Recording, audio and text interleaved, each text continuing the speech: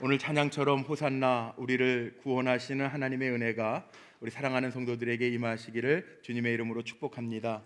오늘 우리에게 주시는 말씀입니다. 오늘 종료주일에 주시는 말씀 시편 118편 5절로 17절에 있는 말씀, 또 25절 말씀 보시겠습니다. 구약성경 889쪽에 있습니다.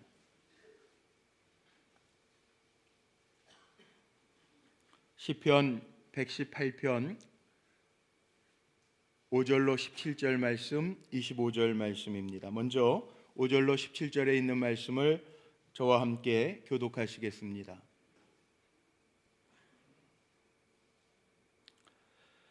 내가 고통 중에 여호와께 부르짖었더니 여호와께서 응답하시고 나를 넓은 곳에 세우셨도다.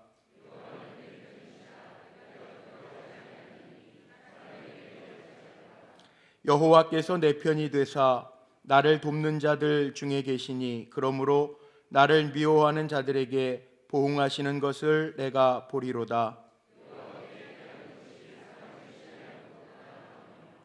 여호와께 피하는 것이 고관들을 신뢰하는 것보다 낫도다.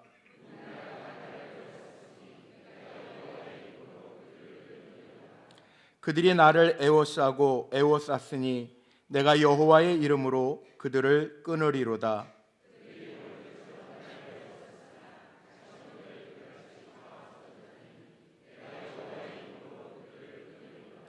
너는 나를 밀쳐 넘어뜨리려 하였으나 여호와께서는 나를 도우셨도다.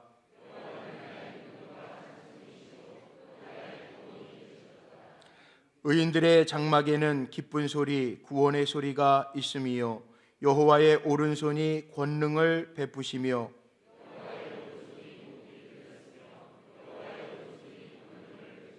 합독합니다. 내가 죽지 않고 살아서 여호와께서 하시는 일을 선포하리로다. 아멘. 25절로 넘어가셔서 25절 한 절 말씀만 우리 한 목소리로 같이 봉독합니다. 여호와여 구하옵나니 이제 구원하소서. 여호와여 우리가 구하옵나니 이제 형통하게 하소서. 아멘. 오늘은 종료주일입니다. 예수님께서 우리를 위하여 십자가를 지시기 위하여 예루살렘에 입성하실 때 주변의 백성들이 종려나무 가지를 흔들면서 호산나 호산나 외쳤던 것을 기념하면서 지켜지는 주일입니다.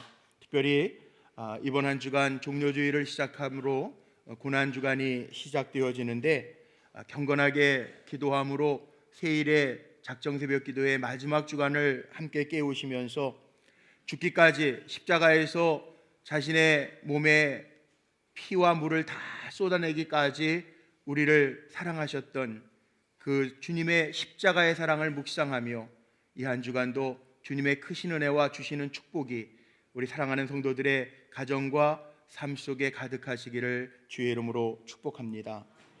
예수님께서 예루살렘에 입성하실 때 사람들이 호산나 호산나 그렇게 환영하고, 오늘 우리 헤세드 찬양대도 그렇고 또 일부 예배 때 시원 찬양대도 호산나 찬송을 해 주셨는데, 호산나 호산나 환영하면서 제자들은 자신들의 겉옷을 펴서 나귀 위에 얹고, 또 주변의 많은 사람들은 예수님의 들어가시는 입성하시는 발걸음마다 겉옷을 벗어 길가에 폈습니다. 그리고 종려나무 가지를 흔들면서 호산나 다윗의 자손이여 찬송하리로다 그렇게 외쳤습니다.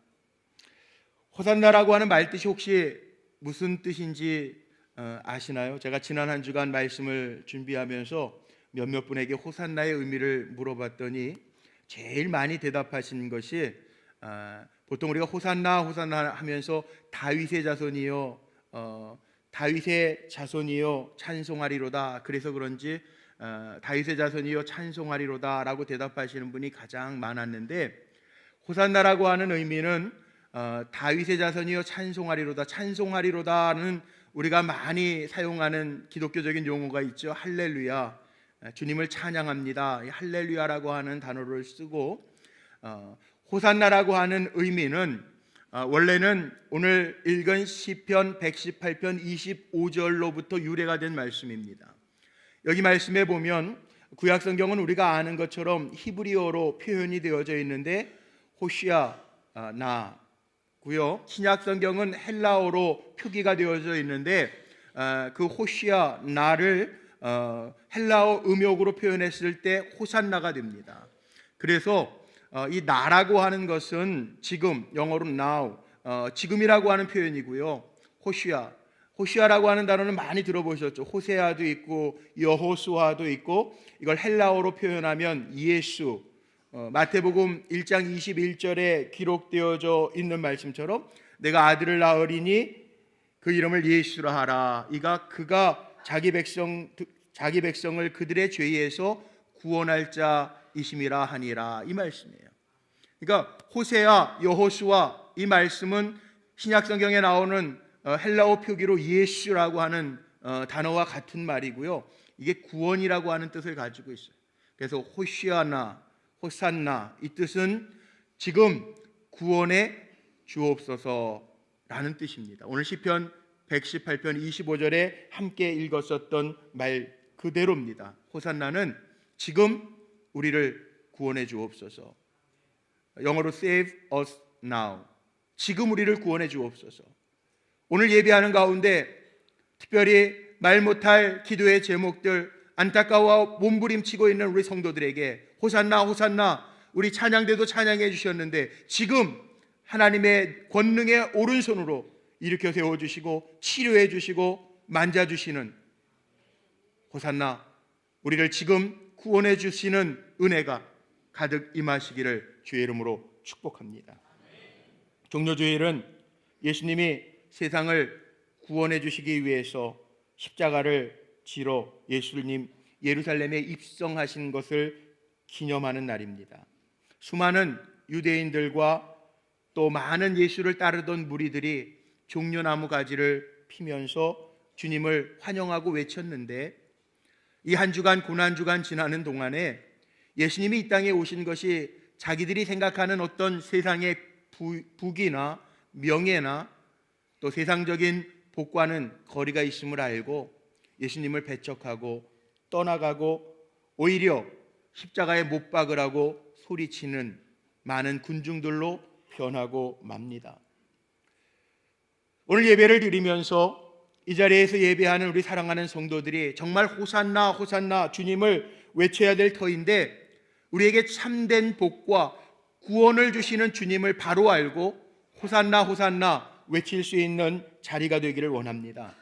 주님, 우리를 용서하시기 위하여 십자가를 지셨고 십자가에서 죄를 사하심으로 말미암아 하나님의 자녀가 되는 권세를 누구든지 믿는 자에게 주셨는데, 하나님의 자녀로서의 삶을 살아가면서 참된 신앙생활을 위해서, 하나님 나라 확장을 위해서 쓰임받기 위하여 호산나 호산나 나를 구원하옵소서 부르짖는 자리가 바로 오늘 이 자리가 되기를 간절히 소망합니다. 시편 118편 25절 말씀에 보면 제사장들이 올린 기도가 이 내용입니다. 여호와여 구하옵나니 이제 구원하소서. 이 호산나입니다. 여호와여 우리가 구하옵나니 이제 형통하게 하옵소서.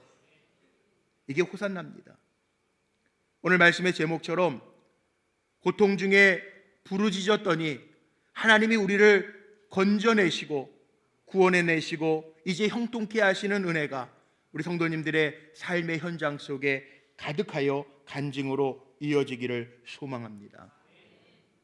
우리가 삶의 목적이 분명합니다. 알파와 오메가 되시는 주님을 찬양하기 위해서 우리가 사는 겁니다.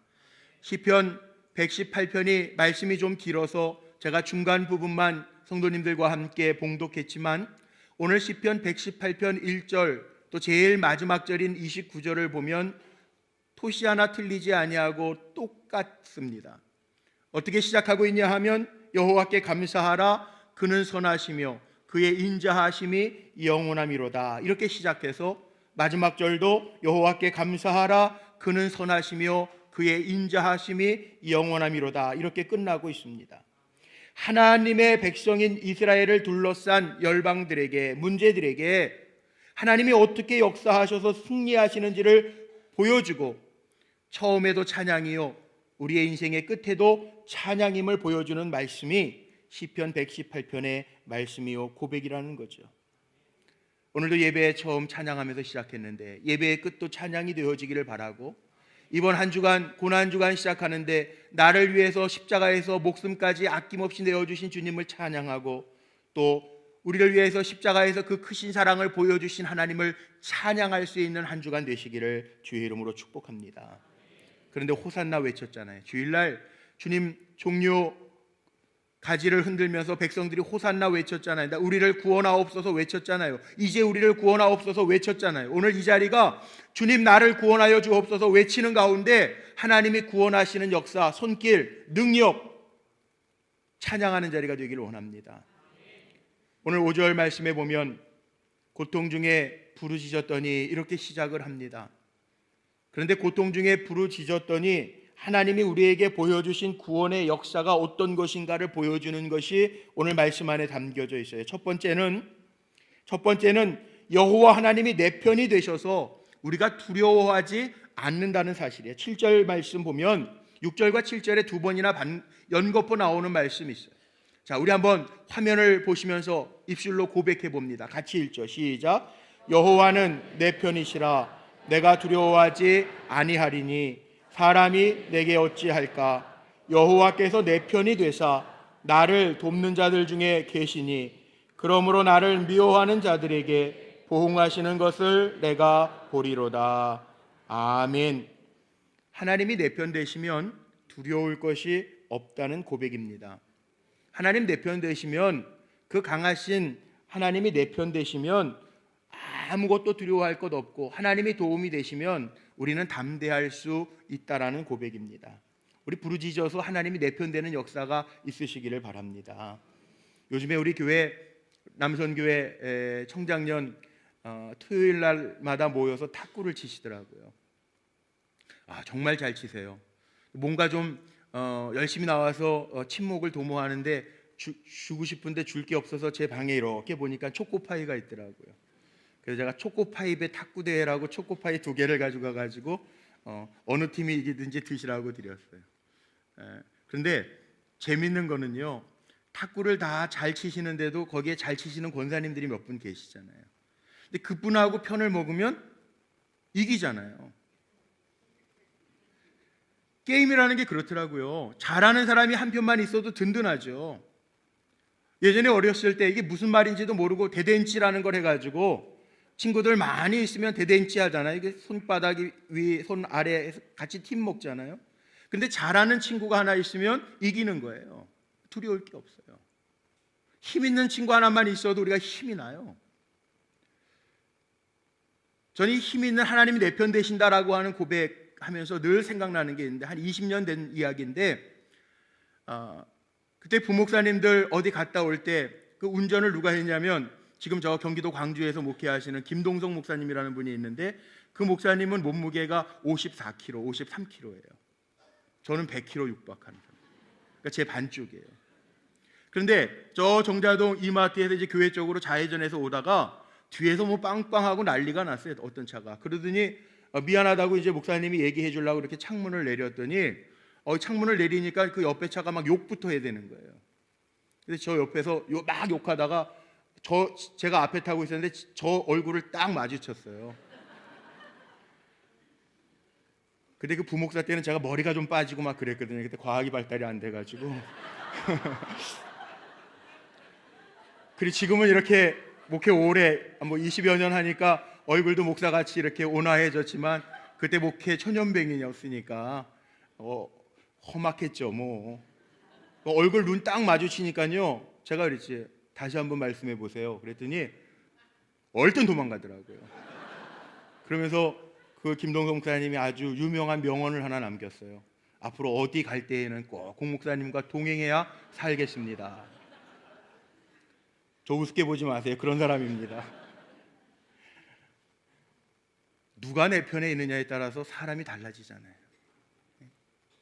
그런데요, 천하무적이신 하나님이 내 편 되신다고, 우리가 고통 중에 부르짖을 때 오늘 6절 7절 말씀해 보니까 하나님이 내 편 되신다고 두 번이나 얘기해요. 우리 고통 가운데 부르짖는 성도님들이 있습니다. 우리 세일의 작정 새벽 기도의 주제처럼 같이 한번 크게 외쳐볼까요? 하나님께서 참으로 너희들 가운데 계신다. 아멘.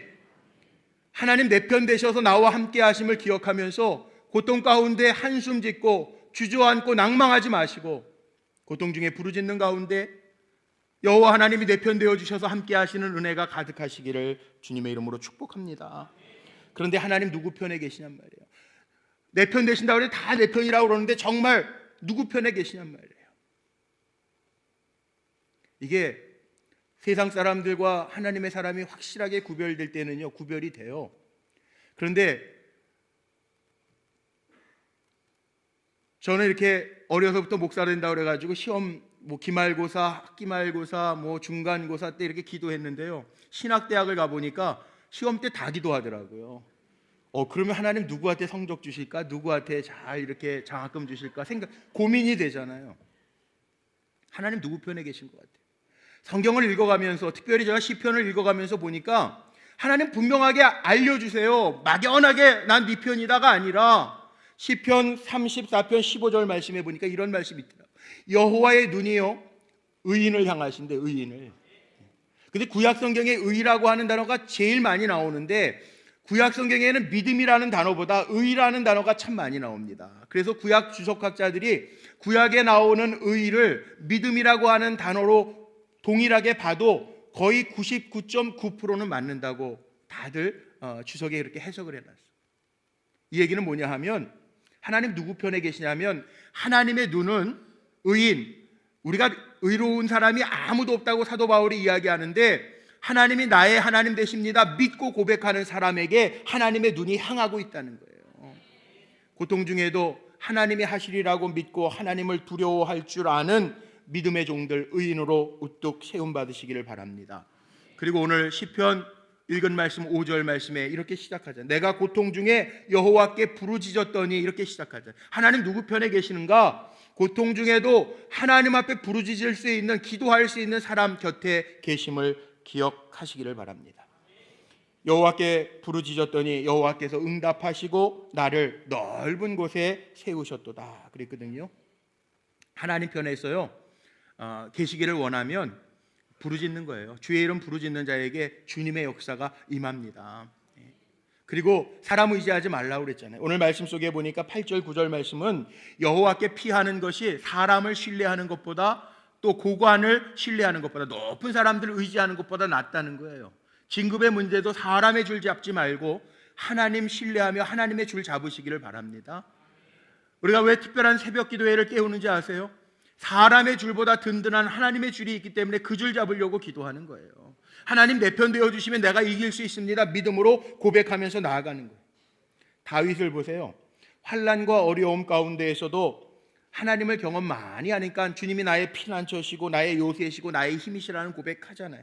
다윗은 굴 속에 갇혀 있어요. 근데 하나님이 막으시니까 그렇게 많은 군사들이 굴 속에 다윗을 잡으러 들어가도 다윗 하나 발견을 못해요. 하나님이 내 편 되시니까. 적군의 심장부에 있어도 누구 하나 다윗을 건드리지 못해요. 하나님이 다윗 편이 되어주시니까. 아무리 큰 골리앗도 다윗이 하나님 편에 있는데, 하나님이 다윗 편에 서 계신데 뭐가 겁나겠어요.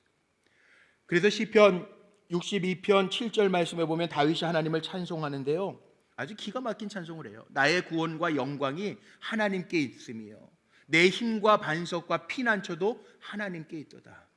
하나님이 피난처가 되어주시고 하나님이 반석이 되어주시고 하나님이 구원이 되어주시면 우리는 염려할 게 없는 줄로 믿습니다. 하나님이 내 편 삼는 지혜는 어디에 있느냐? 하나님 신뢰하고 믿음으로 행하고 부르짖어 기도하고 믿음으로 성결하게 주님을 의지하면, 여기 오늘 말씀처럼 고통 중에 부르짖을 때 주님이 내 편 되어주시는 은혜가 임할 줄로 믿습니다. 두 번째는요, 10절과 12절까지 10절, 11절, 12절 끝나는 단어가 다 똑같습니다. 뭐라고 끝나냐면 내가 여호와의 이름으로 그들을 끊으리로다. 내 힘으로 끊는 게 아니고요, 여호와의 이름으로 그들을 끊으리로다 그랬어요. 어두운 것과 고통과 죗된 것은 내 힘으로 잘 끊겨지지 않습니다. 어떻게 끊어야 되느냐? 여호와의 이름으로 끊어야 끊기는 겁니다. 끊어지지 않는 것 내 힘으로 애쓰지 마시고 여호와의 이름을 불러 끊을 수 있는 믿음의 종들이 되시기를 바랍니다. 우리는 흔히들 하루 그럴 때 하루의 시작이 어디라고 생각하십니까? 한국 사람들의 개념이 하루의 시작이 어디라고 생각하세요? 자정 0시? 날이 그렇게 시작되니까 자정 0시서부터 그 다음 자정까지, 그냥 쉽게 얘기하면 그냥 새벽부터 밤까지 우리가 하루라고 얘기하죠. 근데 이스라엘 사람들이요, 안식일 개념을 이야기하면서 금요일 저녁부터 안식일을 시작해요. 그래서 토요일 저녁에 안식일이 끝납니다. 캐나다 사는 동안에 제가 이 유태인들 마을에 살았는데 물어봤어요. 회당 가는 사람한테 그 4시면은 꼭 금요일 날 4시면은 집회가 있어요. 그랬더니 그 사람들 이렇게 얘기합니다. 하루의 시작이 해질 무렵부터 하루가 시작돼서 그 다음 해질 때까지가 하루라는 거예요. 좀 이상하잖아요. 물론 유대교인들이니까 이상한 것 같아서 물어봤더니 그들은 신약 성경을 인정을 안 하고 구약 성경, 특별히 토라를 경전으로 삼는 백성들인데 이렇게 얘기합니다. 창세기 하나님이 창조하실 때 그 모습을 봐라. 창세기 1장 5절 보면 하나님이 창조하시는데 첫째 날, 둘째 날, 셋째 날 그렇게 창조하시는데 성경에 보면 저녁이 되며 아침이 되니 첫째 날이더라. 그렇게 끝나요. 그러니까 모든 걸 창조하시면서요, 저녁이 되며 아침이 되니 둘째 날이더라. 이렇게 얘기해요. 그러면서 그 이유를 이렇게 덧붙여서 얘기하더라고요.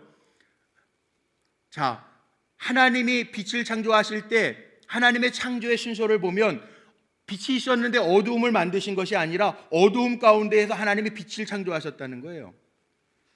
그래서 토라 자기네들 유대인들 교육할 때 보면요, 그렇게 교육을 합니다. 어두움 속에서 하나님이 빛을 만드셔서 나를 만드셨기 때문에 저녁부터 저녁까지가 하루라는 거예요. 이런 개념으로 우리가 부활절을 한번 생각해 보세요.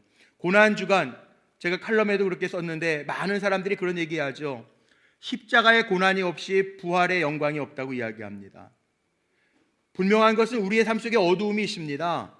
근데 어두움이 있는데 어두움이 지나가면 밝은 새벽이 온다고요. 우리에게 고난의 주간이 있습니다. 그런데 고난의 뒤에는 부활의 기쁨과 영광이 있습니다.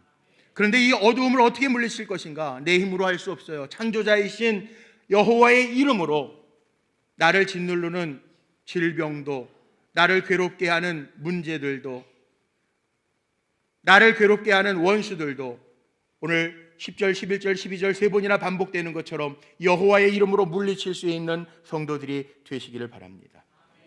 셋째는 여호와께서 나를 도우신다 그랬어요. 고통 중에 부르짖을 때 여호와께서 나를 도우신대. 하나님의 최고의 관심의 대상은 성도입니다. 70억 인구가 있지만 하나님이 주목하고 계시는 분은 시편 34편 15절 말씀처럼 믿음을 가진 사람을 하나님은 주목하고 계시다라는 거예요. 우리가 잘 아는 시편 121편이 있죠. 시편 118편 오늘 읽은 말씀 3장 넘어가면 121편인데 우리가 암송하는 말씀이에요. 내가 산을 향하여 눈을 들리라. 나의 도움이 어디서 올꼬? 나의 도움이 천지를 지으신 여호와에게서로다. 아멘. 우리의 도움은 하나님께로부터 오는 거예요. 하나님이 누구를 주목하고 계시냐 하면 우리를 주목하고, 하나님의 자녀된 우리를 주목하고 계시는.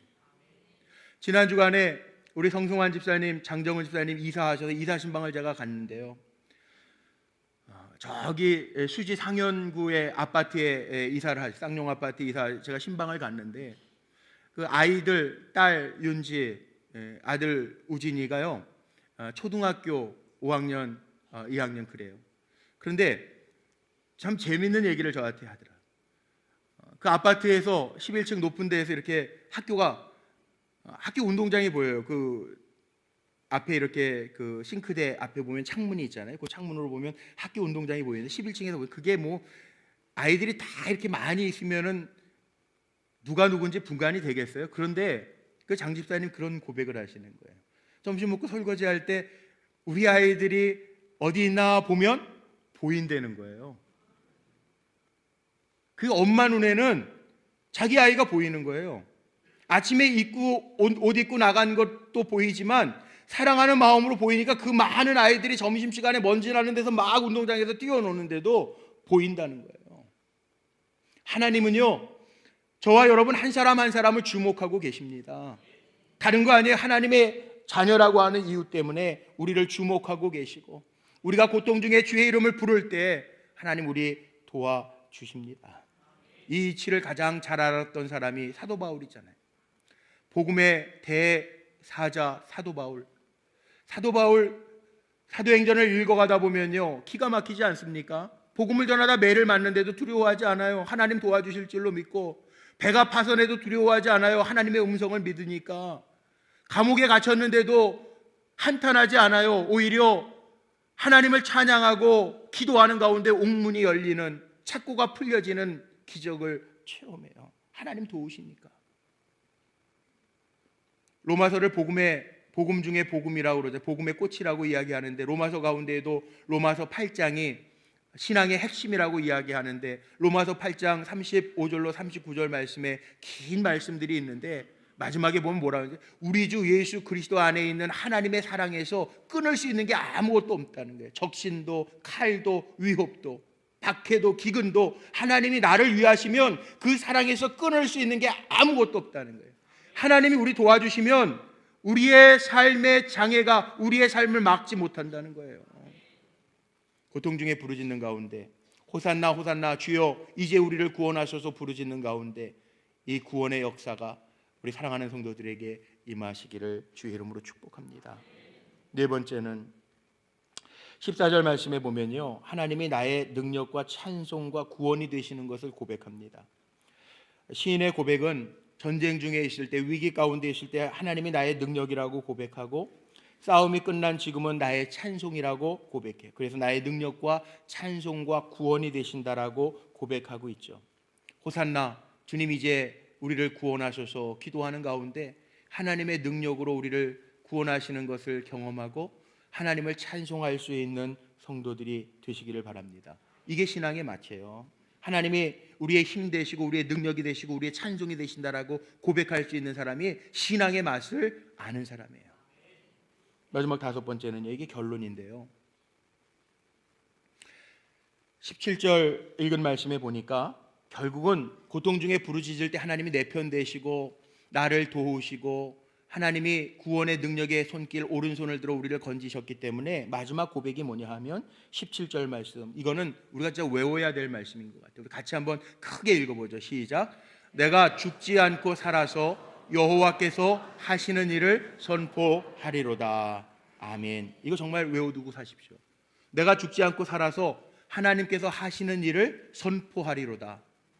우리의 삶의 목적이 뭔지 아세요? 이겁니다. 하나님 우리 살려두시는 이유가 뭔지 아세요? 이겁니다. 내 입술을 통해서 하나님께서 하시는 일을 선포하게 하실 줄로 믿습니다. 병에 걸려서 죽음의 음침한 골짜기를 지날 때에도 내가 왜 죽지 않을까? 하나님 나를 통해서 하나님이 하신 일을 선포하게 하시려고 살려주실 줄로 믿습니다. 우리의 삶의 목적은 돈 벌기 위한 거 아니고 명예나 출세를 위한 것도 아니고, 내가 사는 이유는 하나님이 나에게 행하신 일을 선포하기 위해서 살게 하실 줄로 믿습니다. 어제도 비행기 하나 떨어졌죠. 두바이 항공이 러시아 땅에서 착륙하다가 폭우 가운데 착륙하다가 비행기가 떨어졌어요. 네. 제가 캐나다 살 때 이렇게 미국의 LA 한번 온 적이 있어요. 연회 때문에. 요 때죠, 요 때. 4월달 요 때인데 연회를 가는데 그때 그 미국의 그 9.11 테러, 막 비행기 테러가 있고 나서 들어가니까 캐나다 공항에서부터, 거기는 이제 캐나다 공항에서부터 바로 미국 그 입국 심사가 공항에서부터 이루어져요. 그게 뭐 정신 없죠. 그 테러 이후에 2003년도로 제가 기억을 하는데, 목사님들 연회 때문에 목사님들 한 20여 명이 같은 비행기를 타고 가게 됐는데요. 들어가는데 제 입국 심사하는데 막 제 몸을 다 뒤졌는데 삐삐삐삐 거리는 거예요. 아무것도 없는데. 그 아무것도 없는데 옷을 다 막 벗기는 거예요. 그래서 방으로 들어가가지고, 예, 뭐 이렇게 아름다운 몸도 아닌데 막 벗겨놓고. 근데 삐삐거리는데 자기네들도 이상하다 그러는 거예요. 근데 제가 예전에 한번 그 금침이라는 걸 한번 몸에 맞은 적이 있어요. 우리 저 불국교 어느 장로님이 오셔가지고 그 혈압이 좀 있는 것 같다고 이렇게 이렇게 금침을 놔주신 그것 때문에 그런 건 아닌지 모르겠는데 하여튼 그때 삐삐삐삐 거리고 그리고 결국은 아무것도 없는 거 눈으로 확인하니까 타라고 해서 탔어요. 그때 한참 비행기 타는 게 어려우니까. 근데 비행기 타가지고 이제 출발할 때 목사님들 같이 다 갔으니까 이제 제가 이제 비행기 앉아가지고 좌석 앉고 이제 이륙한다고 그러니까 기도하고 있어요. 기도. 근데 저는 지금도 잘 모르는 게 비행기 그 무거운 쇳덩어리가 뜨는 게 참 신기하고 사람도 몇백 명 탔는데 한 사람당 보통 한 30kg씩 가방도 다 싣고 뜨는 게 정말 신기하잖아요. 무거운 사람은 그거 알아요. 그 무거운 게 이렇게 뛰기가 쉽지 않다는 거. 그게 뭐 늘 비행기 타면 좀 불안하니까 기도하는 거예요. 하나님, 이 비행기 이제 출발합니다. 내려갈 때까지 안전하게 지키지. 기도하는 거예요. 그때 옆에 앉아있던 선배 목사님이 무슨 기도했어? 그러더라고요. 그래서 내가 안전하게 하나님 비행기 잘 갔다 잘 오게 해달라고 그렇게 기도했습니다. 그랬더니 뭐라고 그러시냐 하면 선배 목사님이 걱정하지 마. 안 떨어져 이 비행기. 목사가 20명이나 탔는데 우리 할 일 있는 사람들 하나님 그렇게 안 데려가. 그러는 거예요. 근데 저는 그 말씀이 교만하게 들리는 게 아니라 이게 믿음으로 들리더라고요. 사명 있는 사람은 하나님 안 데려. 할 일 있는 사람 여기 목사가 20명이나 탔는데 이게 뭐 비행기가 떨어지겠어? 이렇게 얘기하시는 거예요. 다 아멘 안 하시네. 떨어질 것 같은 신감이. 우리가 그런 배짱으로 살 수 있어야 돼요. 이게 확신이고 믿음입니다. 하나님이 나에게 사명 주셨기 때문에 연약해도 문제가 지금 있어도 하나님 데려가지 않으신다고요. 십자가에서 죽기까지 우리를 사랑해 주신 하나님의 사랑이 그렇게 허무하게 무너지지 않는다고요. 그래서 호산나 호산나 찬양하는 거지. 주여, 내가 주님 의지하면서 이 땅에서 오늘 17절 말씀처럼 하나님이 죽게 하지 아니하고 살게 하시는 이유는 하나님께서 하신 일을 선포하게 하심이라. 이 사명감을 가지고 살아갈 때 십자가에서 자기의 생명을 다 내어주기까지 우리를 사랑해 주셨는데 함부로 악한 것에 우리의 인생을 맡기지 않으신다는 거죠. 말씀의 결론을 내리고 오늘 말씀 마치고 우리 성만찬 예식을 하려고 그래요. 오늘 종료주일에 호산나 찬송하셨죠? 호산나의 의미, 이제 나를 구원하옵소서 의미도 들으셨죠? 우리 특별 새벽 기도의 기간 가운데 고난주간을 맞이하게 되는데 우리 고난주간을 시작하면서 우리 이렇게 고백했으면 좋겠어요. 이번 한 주간 기도의 제단을 쌓으면서 호산나 주님의 오심을 기대하면서요, 호산나 주여 이제 나를 구원하옵소서 기도하는 가운데, 고통 가운데 기도하는 가운데 하나님이 내 편 되셔서 나를 도우시고 하나님 내 편 되셔서 내가 하나님을 신뢰할 때 주님의 권능의 오른손으로 붙잡아 주시고 우리의 입술로 하나님의 살아계심을 선포하게 하는데 사용하실 줄로 믿습니다. 오늘 25절 마지막 절처럼 이제 형통케 하옵소서. 주님의 생명력이 예배하는 우리 사랑하는 성도들 삶 속에 임하시기를 주의 이름으로 축복합니다.